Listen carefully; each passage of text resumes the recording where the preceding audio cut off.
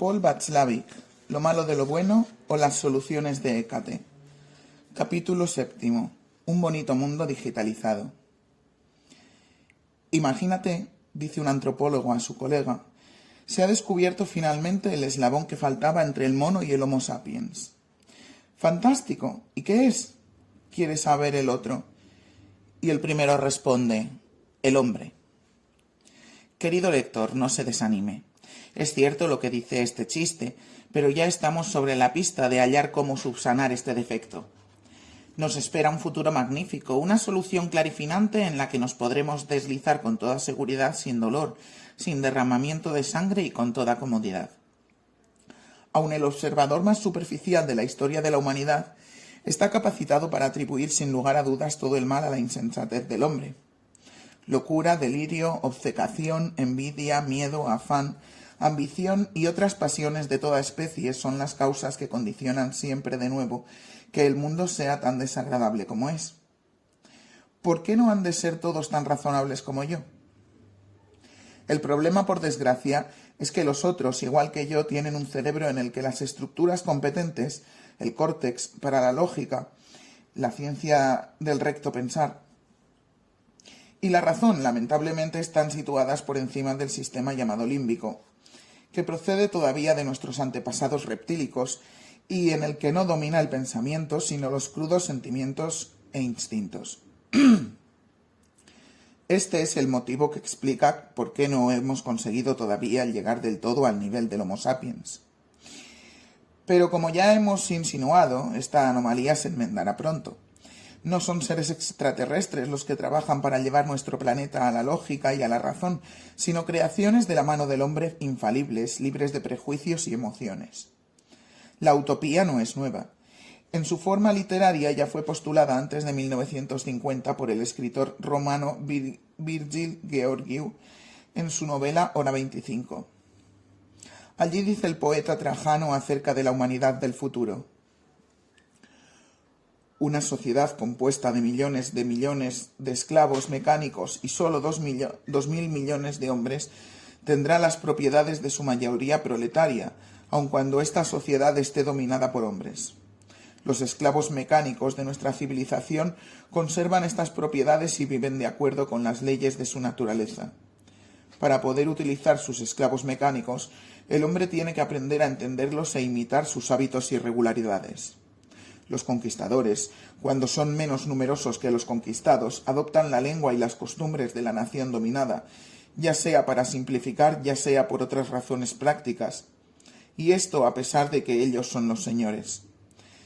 El mismo proceso se ha puesto en marcha en nuestra propia sociedad, aun cuando no queramos reconocerlo. Aprendemos las regularidades y la jerga de nuestros esclavos para poder transmitirles nuestros mandatos. Poco a poco y sin notarlo renunciamos a nuestras propiedades y leyes humanas. Nos deshumanizamos adoptando los hábitos de vida de nuestros esclavos. El primer síntoma visible de esta deshumanización es el desprecio de lo humano. Bueno, podría objetarse hoy. Estas son las palabras de un poeta que salen de la pluma de un escritor y por tanto difícilmente expresan una opinión libre de prejuicios. Para esta gente la racionalidad significa poco. Se sienten a sus anchas en su mundo vago, lleno de emociones y contradicciones, cuyas reglas arcaicas han resistido frente a toda medida razonable y comprensión objetiva.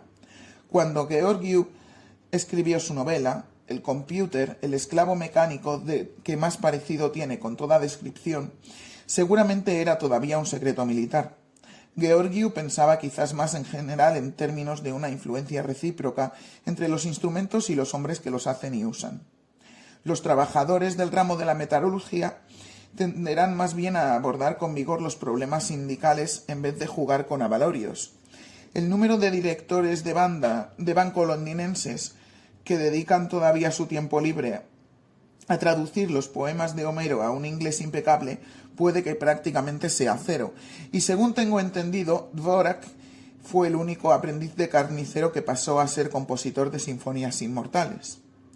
Pero en los últimos 40 años el computer no solo ha sido aplicado en el mundo de la ciencia, sino que también ha invadido la vida de cada día. Sobre todo aumenta astronómicamente nuestra capacidad de manipular números. Antes, docenas de hombres necesitaban meses para calcular problemas que hoy literalmente se solucionan en fracciones de segundos.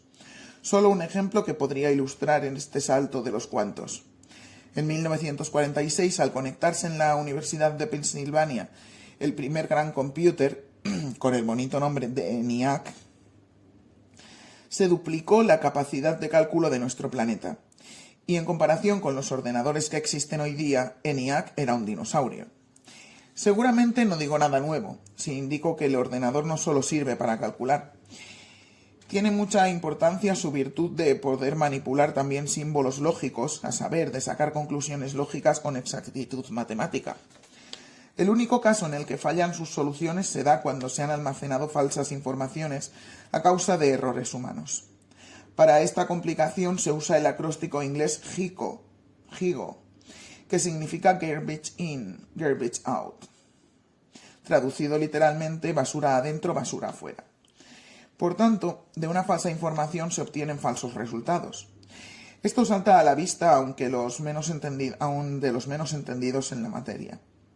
Ya hace tiempo que se le da a GIGO una segunda interpretación, Gospel In, Gospel Out, es decir, Biblia, en el sentido de verdades bíblicas, adentro, las mismas verdades afuera.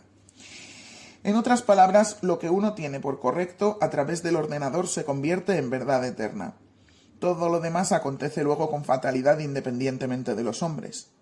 Más sobre ello en el capítulo 9. La palabra mágica, sobre la que se basa la esperanza de una comprensión definitiva e independiente de los hombres y del mundo en su totalidad, es la digitalización. Para acomodar la información correspondiente al gusto del camarada ordenador, la información ha de haber sido antes traducida a un lenguaje matemático, llamado digital, del inglés digit, cifra. La idea de tal comprensión científica de la realidad real procede seguramente de Lord Kelvin, que acuñó la expresión de oro, "Everything that exists, exists in a quality and therefore can be measured". Todo cuando existe, existe en una cantidad y por ende puede ser medido. Sin querer profundizar en ello, recuérdese que hay también otro lenguaje, el lenguaje de la analogía. Ya se sabe que la analogía no es ningún valor de medida, por tanto no es cuantitativamente idéntica por lo representado en ella, sino que expresa su cualidad. Por lo demás, aumentan las voces de alerta también en la ciencia, que advierten que la cantidad solo es una propiedad de la cualidad. A esta diferencia la hemos designado ya en el capítulo 2 como la que hay entre más de lo mismo y lo distinto. Ahí está el busilis. Ciertos datos de nuestro mundo se resisten, al menos por ahora, tercamente a ser digitalizados, es decir, a dejarse comprender de un modo racional y sensato.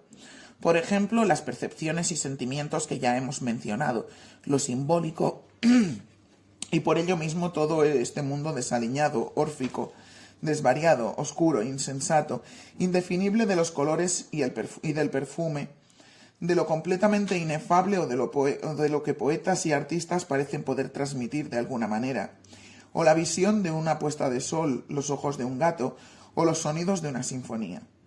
Todo esto y mucho más tiene que ser digitalizado para que finalmente pueda irrumpir la era de nuestro mundo hermoso de ceros y unos, capítulo 8, aquella hora 25 dichosa. Además, qué fácil es entablar una relación firme con un ordenador.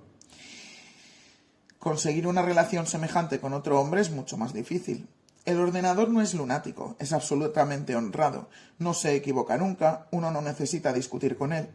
Como contraprestación, el ordenador solo pide una razón clara como el cristal, pero su recompensa es generosa.